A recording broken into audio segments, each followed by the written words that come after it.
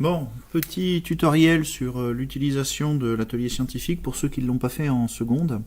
Donc pour commencer, on va le démarrer. Normalement, il est présent sur vos ordinateurs de la région dans mon cartable numérique. Là. L'icône, c'est un petit carré rouge avec atelier scientifique AS écrit en blanc dessus. Donc quand vous le lancez, vous arrivez à une première interface qui normalement ressemble pas du tout à ça. Là, le problème, c'est la définition de mon écran qui fait planter le logiciel.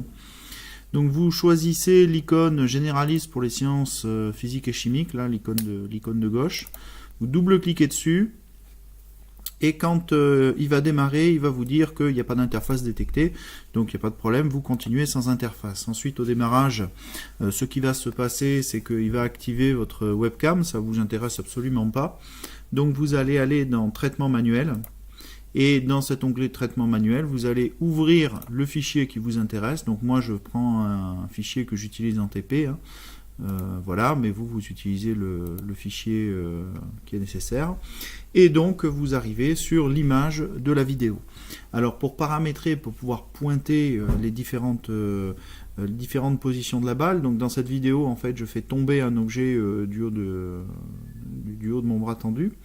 Il va falloir déjà commencer par indiquer à votre logiciel deux choses. D'abord, par rapport à quoi on va calculer les coordonnées des points. Donc en l'occurrence, dans ce TP-là, ça va être la fraise, mais ça pourrait être n'importe quoi sur l'image, ça n'a pas vraiment d'importance quand on fait ces calculs-là.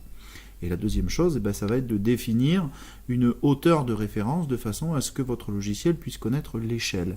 Et sur cette vidéo-là, l'échelle, c'était la hauteur du tableau, qui fait 1,16 m. Donc je pointe en haut du tableau, et je clique et je glisse jusqu'au bas de ma longueur de référence et je sélectionne la longueur. Donc là, dans mon exemple, le tableau fait 1,16 m.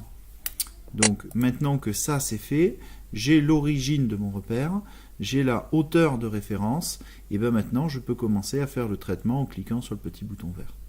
Donc là, j'appuie sur le bouton vert et je peux cliquer les positions successives de la balle.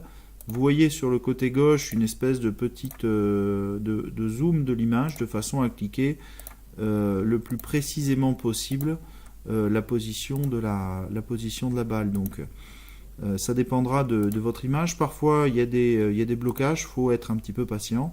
Voilà, là j'ai récupéré tous les points.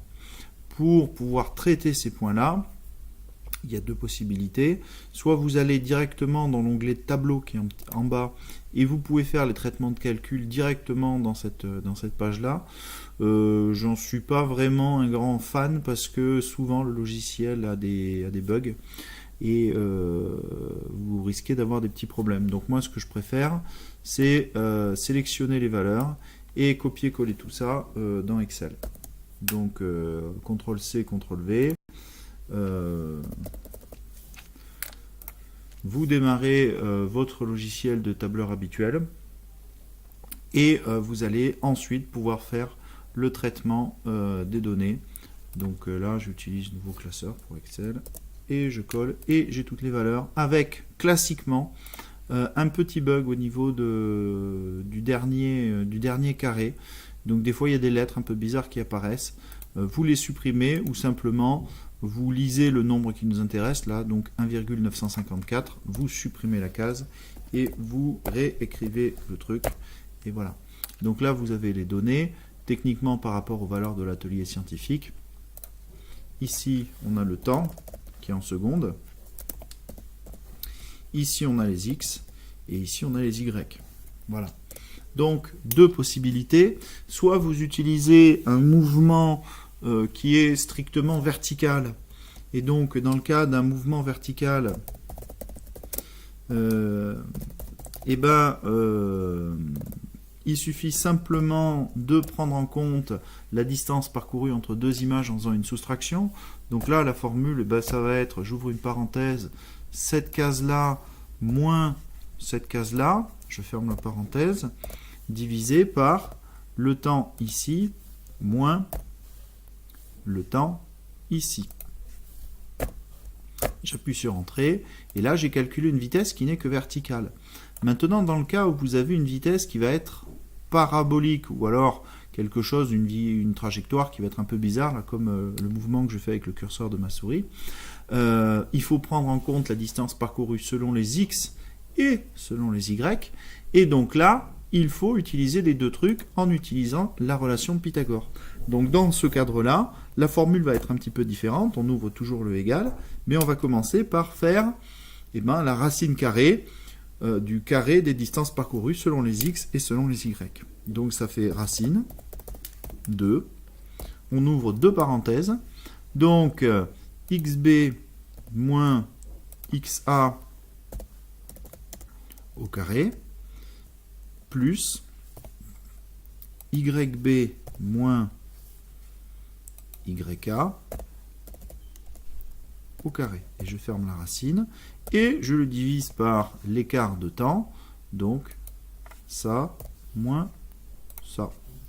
Je ferme la parenthèse, j'appuie sur Entrée, et donc là, j'ai une autre vitesse qui est un tout petit peu différente de la vitesse calculée précédemment, puisque ça prend en compte les mouvements en X. Donc dans mon expérience à moi, où je parle simplement d'un objet qui tombe verticalement, évidemment, ces écarts de vitesse ne sont pas énormes, hein.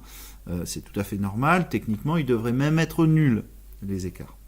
Donc ça, c'est la vitesse, on va l'appeler quelconque.